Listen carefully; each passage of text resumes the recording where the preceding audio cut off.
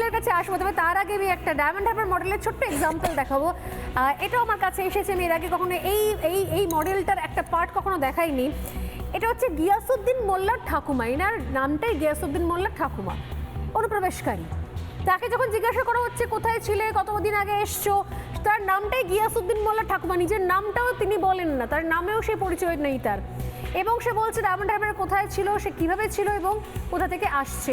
একবার দেখুন নতুন ডায়মন্ড হারবার মডেলের এই মডেলগুলো সামনে তুলে ধরছি বলেই তাই এত রাগ রিপাবলিক বাংলার ওপরে।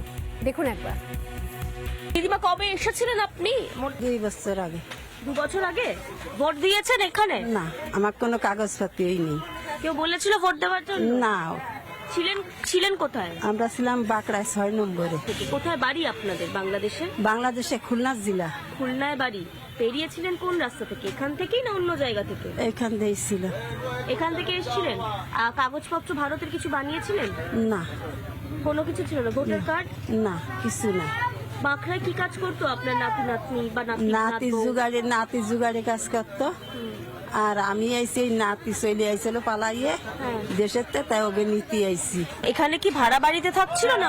বাড়াবাড়ি ভাড়া দিয়েছিলেন যার বাড়িতে আপনারা ছিলেন, তিনি জানতেন আপনারা বাংলাদেশ থেকে? জানতো, এখন আমাকে তাড়াই দিছে তারা।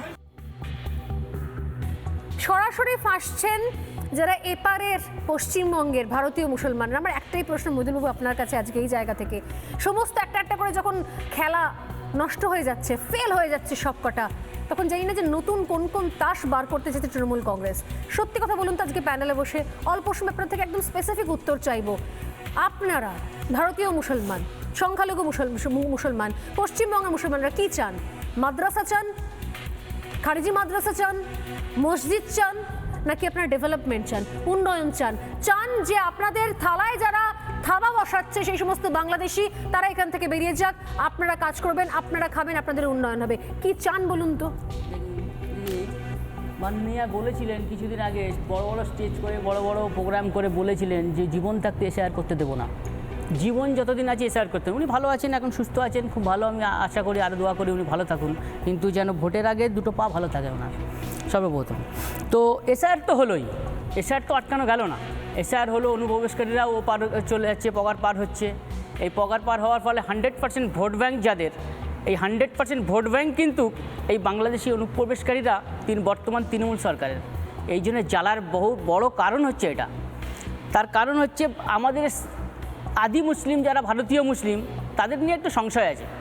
তারা বোঝে, জানে যে ভোটটা কাকে দিতে হবে। আমরা উন্নয়নের পক্ষে ভোট দেব, এটা আমরা বদ্ধপরিকর মুষ্টিবদ্ধ হয়ে এবং একত্রিত হয়ে এটা আমরা রয়েছি। এবং আমরা চাই, আমাদের যে উন্নয়ন আমরা তো পাইনি, স্বাধীনতার পর থেকেও পাইনি। এবং এই সরকার তো বহু আমাদের প্রতিশ্রুতি দিয়েছিলেন যে উন্নয়ন করব, ডেভেলপ করব, তোমাদের স্বাভাবিক। নাকি হুমায়ুন নাকি মসজিদ বানিয়ে উন্নয়ন করবেন, আপনাদের কি চাই? আপনাদের এই মুহূর্তে কি সেগুলোর জন্য আপনারা নির্বাচন করবেন, সেগুলোকে দেখে ভোট দেবেন? না, দেখুন, মসজিদ বানাবে এইগুলো বড় কথা না, কিন্তু মসজিদ বানাবে অনেক প্রতিশ্রুতি দিয়েছেন, অনেক প্রতিশ্রুতি আমরা পেয়েছি, কিন্তু উন্নয়নের প্রতিশ্রুতি আজ পর্যন্ত দিয়েও আমরা পাইনি। আমরা চাই আগে পেটে খেয়ে বেঁচে থাকবো, আমাদের সার্বিক উন্নয়ন হবে, আমাদের কর্মসংস্থান সঠিকভাবে থাকবে। এইগুলো আমরা আমাদের ছেলেমেয়েরা, আগামী আমাদের জেনারেশন তো শেষ, কিন্তু আগামী জেনারেশন যেন আমাদের শিক্ষিত হবে এবং সচেতন হবে এবং তারা তাদের মূল স্ট্রিমে তারা আসতে পারবে, থাকতে পারবে, তারা যেন এদের কোনো রাজনৈতিক নেতার হাত ধরে, রাজনৈতিক নেতার কথা শুনে যেন তারা বোম না বাঁধার ট্রেনিংটা নেয়, তারা যেন বন্দুক চালানোর ট্রেনিংটা না নেয়।